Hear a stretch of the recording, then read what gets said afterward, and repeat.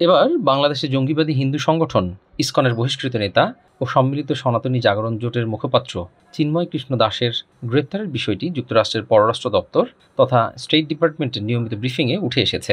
মার্কিন যুক্তরাষ্ট্র বলেছে, আটক ব্যক্তিদের উপযুক্ত আইনি সুযোগ দিতে হবে এবং মৌলিক স্বাধীনতা ও মানবাধিকার নিশ্চিতকরণ ও উপযুক্ত আচরণ করতে হবে। পাশাপাশি বাংলাদেশি সকল নাগরিকের নিরাপত্তা নিশ্চিতে ডক্টর ইউনূসের নেতৃত্বাধীন অন্তর্বর্তীকালীন সরকারের নেওয়া অব্যাহত পদক্ষেপগুলোকে স্বাগত জানিয়েছে যুক্তরাষ্ট্র। স্থানীয় সময় মঙ্গলবার মার্কিন পররাষ্ট্র দপ্তরের নিয়মিত প্রেস ব্রিফিংয়ে ওই দপ্তরের principal deputy spokesperson Vedanta Patel এসব কথা বলেন।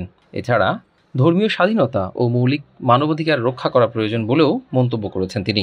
এদিনের ব্রিফিংয়ে এক প্রশ্নকারী বাংলাদেশে হিন্দুদের বিরুদ্ধে কথিত সহিংসতার বিষয়ে উল্লেখ করে যুক্তরাষ্ট্রের পক্ষ থেকে এই উদ্বেগের সমাধান করার কোনো পরিকল্পনা আছে কিনা সেটা জানতে চান। জবাবে মার্কিন পররাষ্ট্র দপ্তরের প্রধান উপমুখপাত্র বেদান্ত প্যাটেল বলেন, আমরা প্রতিটি সরকারের সাথে সামঞ্জস্যপূর্ণভাবে কাজ করি।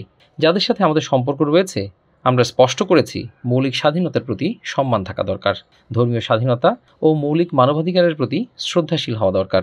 যে কোনো ধরনের প্রতিবাদ শান্তিপূর্ণ হওয়া উচিত এবং যে কোনো ধরনের ক্র্যাকডাউন, এমনকি ক্র্যাকডাউন না হলেও সকল দেশের সরকারকে আইনের শাসনকে সম্মান করতে হবে এবং এর অংশ হিসেবে মৌলিক মানবাধিকারকেও সম্মান করতে হবে। আর এই বিষয়ে আমরা গুরুত্বারোপ চালিয়ে যাব। পরে ওই প্রশ্নকারী চিন্ময় কৃষ্ণ দাসের গ্রেপ্তারের বিষয়ে প্রশ্ন করেন।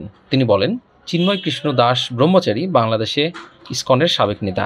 এছাড়াও ইউএস ন্যাশনাল ইন্টেলিজেন্সের প্রস্তাবিত পরিচালক তুলসী গ্যাবার্ডও ইসকনের একজন সদস্য।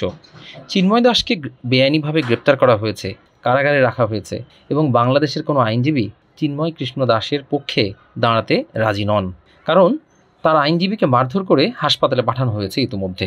এই বিষয়ে আপনারা কি কোনো ব্যবস্থা নেবেন?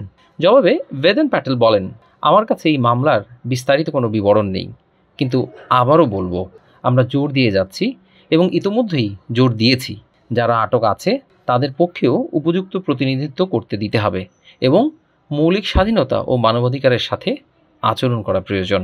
এদিকে বাংলাদেশে সকল নাগরিকের নিরাপত্তা নিশ্চিতে ডক্টর ইউনূসের নেতৃত্বাধীন অন্তর্বর্তীকালীন সরকারের নেওয়া অব্যাহত পদক্ষেপগুলোকে স্বাগত জানিয়েছে যুক্তরাষ্ট্র।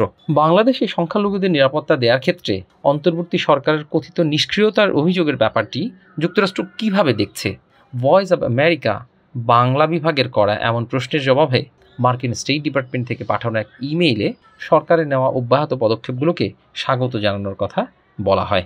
এ ব্যাপারে মার্কিন পররাষ্ট্র দপ্তরের মুখপাত্র বলেন, আমরা সংখ্যালঘু সম্প্রদায়ের সদস্যদের উপর সহিংসতা ও তাদের প্রতি অসহিষ্ণুতার যে কোনো ঘটনার নিন্দা জানাই এবং বাংলাদেশের সব নাগরিকদের নিরাপত্তা নিশ্চিত করার জন্য অন্তর্বর্তীকালীন সরকারের নেওয়া অব্যাহত পদক্ষেপগুলোকে স্বাগত জানাচ্ছি।